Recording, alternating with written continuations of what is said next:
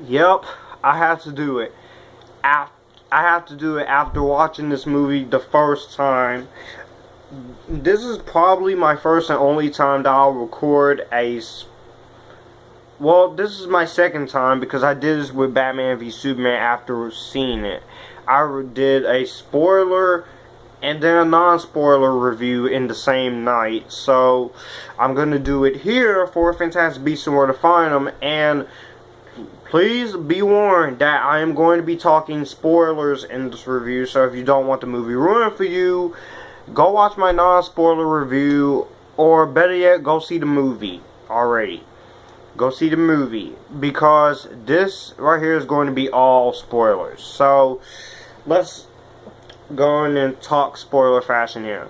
Now, at the beginning of the movie, we start off with the classic Warner Bros. Logo, zooming in and the title card, and when the movie first started, when I heard the Harry Potter theme, I was very intrigued.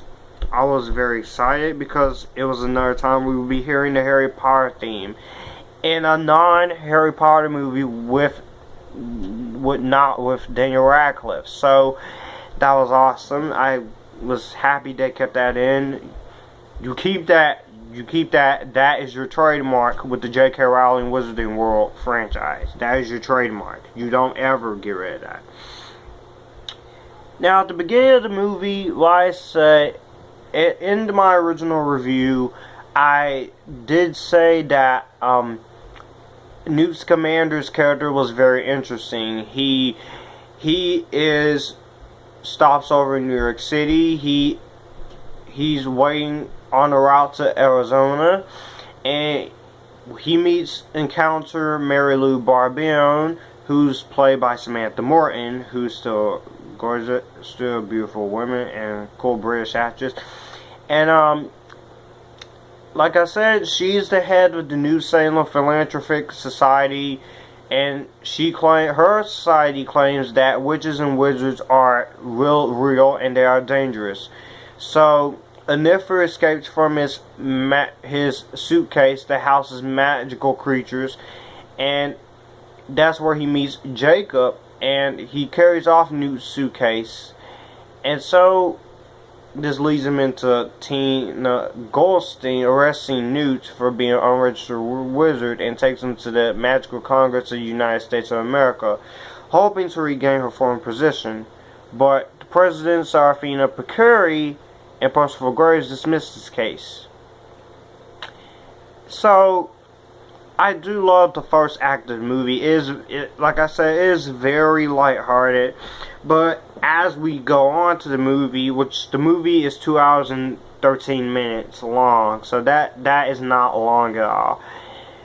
It's also the very shortest one, besides Deathly Hallows Part 2, Half-Blood Prince, and Order of the Phoenix, and Prisoner of Azkaban. But the second act of this movie got much more darker. I was loving how dark this movie was going to get. And I love when they find the suitcase.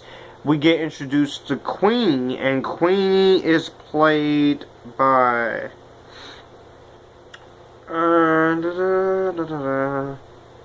Alison Sudol. And she's Porpatina's younger sister, and she's a bombshell. She's big-hearted, accomplished, and legitimacy, and she's a free spirit. And I like characters who are free spirits. She kind of reminds me of Dobby, because Dobby was also free-spirited, and he was a free elf. But yeah. And Colin Farrell's character, I liked his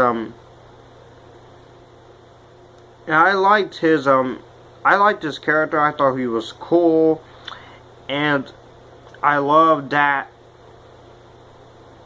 his character was very cool, very developed well. I think Colin Farrell pulled off the great performance. Such an underrated actor, and he's doing great in this franchise, in this first film. Ezra Miller as Credence Barebone, like I said, he was great. He really sold me here as this troubled and mysterious guy.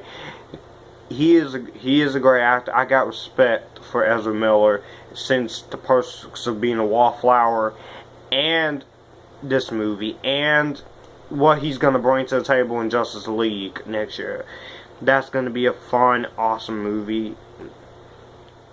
And I love that we see this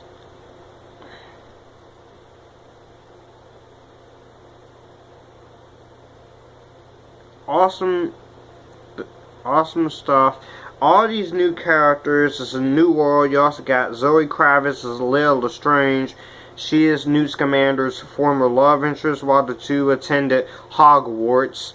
So she betrayed his trust and leaving him bitter, but he still carries her picture. And I was like, really? But it was alright. I thought it was cool. I thought it was fine. But the youngest of Mary Lou's adopted children, Modesty Barebone, she's haunted and she possesses an inner strength, has an ability to see deeply into people, and I thought her character was interesting. Some of these characters we're just starting to know, and they will develop as the series go on. The action in here is not a whole lot of action, but is action where is required, and I thought the action was very cool. It was awesome, and the action in here was just very, very great, and I just love that David Yates just did a good job in portraying these characters. He knows what what he wants to do with these characters. I like his directing style. Emma Watson has said that he likes to push this cast and crew to the physical and emotional extremes, and working slowly by shooting numerous takes to get the best out of his cast. And he has been influenced from other directors. And I like his style of social and political themes, character-driven narratives, atmospheric drama, and realism. I like that in his movies, and I think that is very, very good. And I did love how he handled the last 4 great Harry Potter movies, and him doing justice here is cool. And I do love the action scene at the end with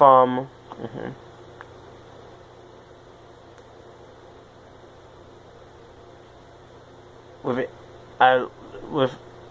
the fight with